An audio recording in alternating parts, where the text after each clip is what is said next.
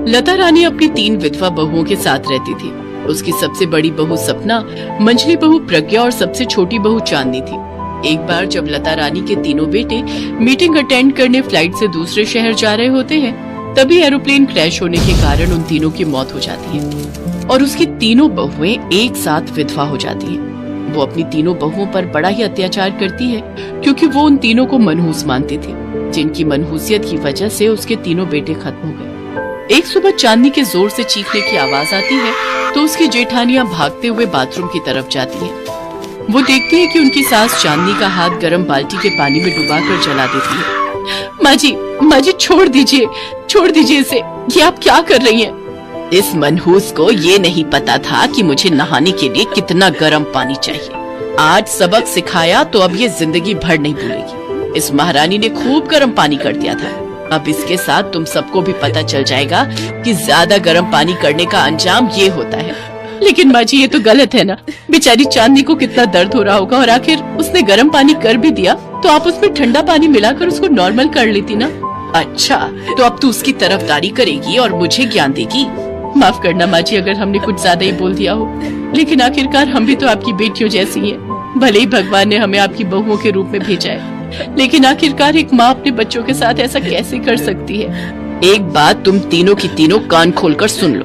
मेरे सिर्फ 3 बेटे थे और अब वो तीनों इस दुनिया में नहीं हैं। उन तीनों के अलावा मेरी कोई औलाद नहीं है, समझी तुम? आई बड़ी मेरी बेटी बनने।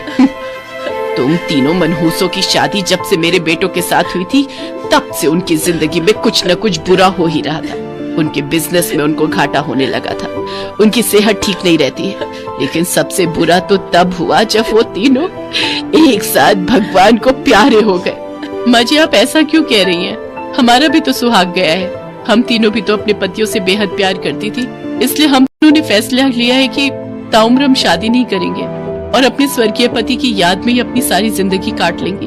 हम तीनों इसी घर में आपके साथ रहकर आपकी सेवा करना चाहती हैं। मैंने कभी भी तुम तीनों को यहाँ जबरदस्ती रोक कर नहीं रखा। अगर तुम तीनों यहाँ रहना चाहती हो तो रहो, नहीं तो अपने अपने मायके जा सकती हो। और अगर मेरे घर में रहना है तो मेरे मुताबिक ही चलना होगा और मेरा अत्याचार भी सहना होगा।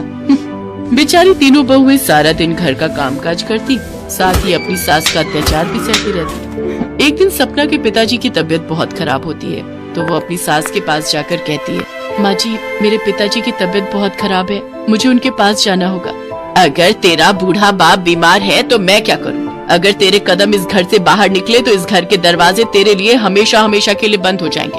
अगर तुझे अपने माँ बाप से रिश्ता रखना है तो रख ले, फिर तेरा इस घर से कोई रिश्ता नहीं रहेगा। माँ जी मेरे साथ ऐसा मत कीजिए, मैं 1-2 घंटे भी उन्हें देख कर आ जाऊंगी। 2 घंटे तो बहुत दूर की बात है। अगर तू 5 मिनट के लिए भी यहाँ से गायब हुई तो तेरे लिए इस घर के दरवाजे बंद, समझी? सपना रोते हुए अपने कमरे में जाती है और फूट फूट कर अपनी किस्मत को कोसते हुए रोने लगती है। तभी प्रज्ञा उसके पास आती है और उससे पूछती है, क्या हुआ दीदी, आप रो क्यों रही हैं? प्रज्ञा देखना, मेरे पिताजी की तबीयत बहुत खराब है, लेकिन बात यह है कि मुझे उनसे मिलने जाने देने के लिए मना कर रही है। अच्छा तो ये बात है दीदी, आप चिंता मत करो, मैं कुछ सोचती हूँ।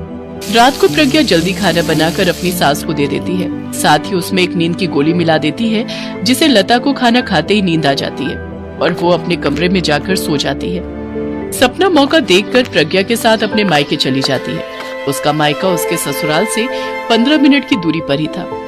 थोड़ी देर मिलकर ही वो दोनों वापस घर आ जाती हैं, लेकिन लता की आंख तब तक खुल चुकी होती है और वो उन दोनों को वापस आता देख लेती है और फिर उन दोनों पर चिल्लाते हुए कहती है, सपना तूने मेरे मना करने के बावजूद भी मेरी बात नहीं मानी। वो तो शुक्र है कि मैंने तेरे बाप की तबीयत जानने के लिए तेरी माँ को फोन किया और मुझे पता चला कि तू वहाँ पहुँची हुई है। मैं जानती हूँ माँ जी कि मैंने आपकी आज्ञा का पालन नहीं किया और आपके मना करने के बाद भी अपने पिताजी को देखने गई, लेकिन मैं क्या करती माँ जी, एक बेटी का दिल अपने बीमार पिता को देखने के लिए तरस रहा था और मैं खुद को नहीं रोक पाई। अब मुझे तुम्हारे कोई बहाने नहीं सुनने, अभी के अभी तुम मेरे घर से निकल जाओ। तभी वहाँ चांदनी भी आ जाती है और सपना की तरफदारी करते हुए चांदनी और प्रज्ञा लता रानी से कहती है, माँ जी अगर दीदी इस घर से जाएगी तो मैं भी इस घर में नहीं रहूंगी।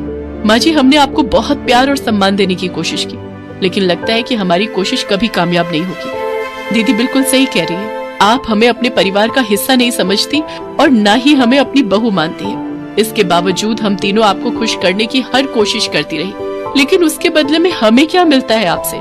अगर तुम तीनों को इतनी ही तकलीफ है तो चली जाओ यहाँ से। तुम तीनों यहाँ रह भी अपनी मर्जी से ही रही थी, और अगर जाना भी चाहती हो तो अपनी मर्जी से जाओ। मैं तुम तीनों को नहीं रोकूंगी, और अगर मेरे घर में रहना है तो मेरा अत्याचार तो तुम्हें सहना ही पड़ेगा।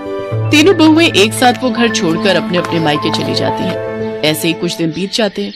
अब लता रानी पूरे घर में अकेले ही रहती थी। अकेली रहते हुए उसे अपनी बहुओं की कीमत समझ आती है, और उसे इस बात का एहसास होता है कि उसकी बहुएं नहीं बल्कि बेटियां थी, जो दिन रात उसकी सेवा में लगी रहती थी और उसके हर एक अत्याचार को सहती थी। मुझसे बहुत बड़ी गलती हो गई जो मैंने अपनी देवी समान बहुओं को इस घर से निकाल दिया। अरे मेरे पास अब दिन ही कितने हैं, बुढ़ापे का शरीर है, आज हूँ कल नहीं। ऊपर वाले ने मेरा पूरा परिवार तो पहले ही खत्म कर दिया। अब जो कुछ भी थी वो मेरी बहुएं ही थी। कम से कम मेरा ख्याल रखती थी, समय पर खाना देती थी। मेरे हर अत्याचार को सहने के बावजूद भी मुझे अपनी माँ ही मानती थी। मैंने जो किया वो बहुत गलत किया। अब मुझे अपनी गलती का एहसास हो गया है। मैं अपनी तीनों बहुओं को आज ही घर वापस लेने जाऊंगी। इसके बाद लता रानी उन तीनों के मायके जाती है और उन तीनों को वापस अपने घर ले आती है। उस दिन के बाद से लता रानी का व्यवहार अपनी तीनों बहुओं के लिए बदल जाता है। फिर वो सभी हंसी खुशी मिलकर एक साथ रहती हैं और अपने जीवन में आगे बढ़ती है।